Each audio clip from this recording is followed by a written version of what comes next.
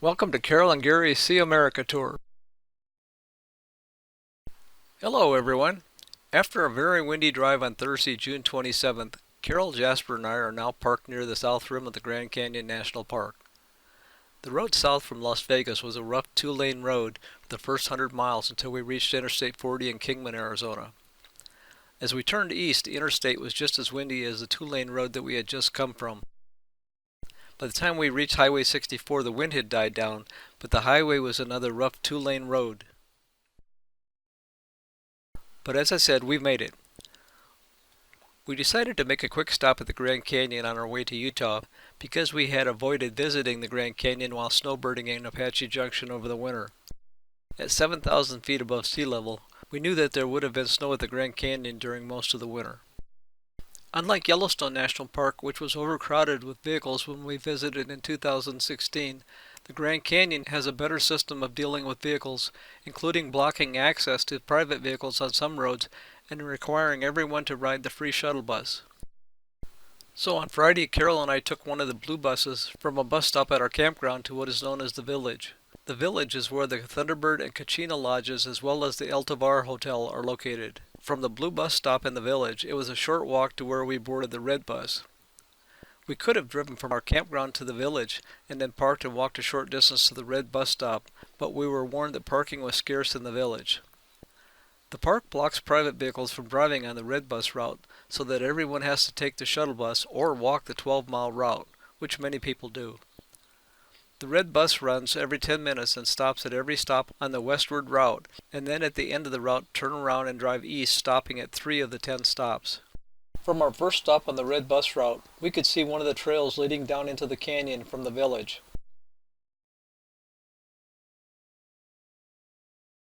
It was a clear day, so the views were amazing from every stop on the route.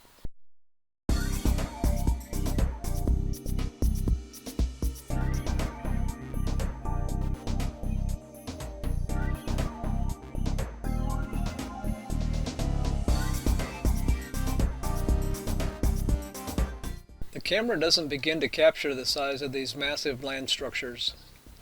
To put these pictures and video in perspective, the Colorado River runs through the Grand Canyon. The average elevation at the top of the south rim where I am standing, and over here, is approximately 6,800 feet above sea level.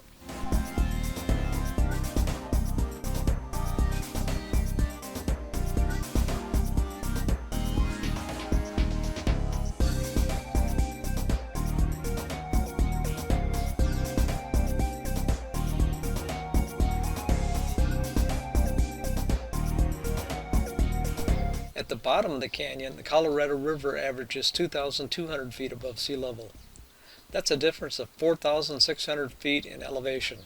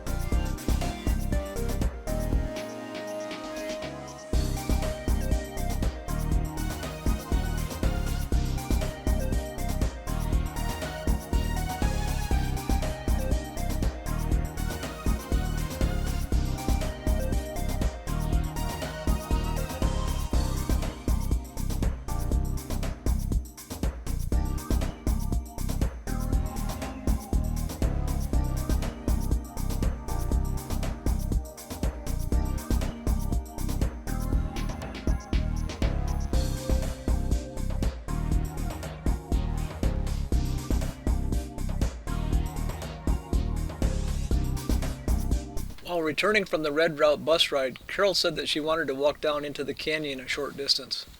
So we walked back to the Village where the Bright Angel Trail begins and started down the trail.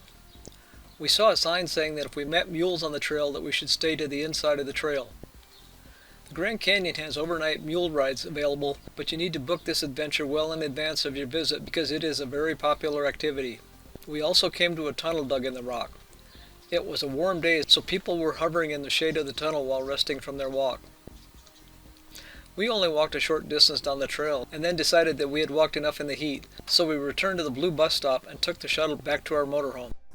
That evening, while sitting outside, we saw an elk walking along the chain link fence, so I grabbed the camera.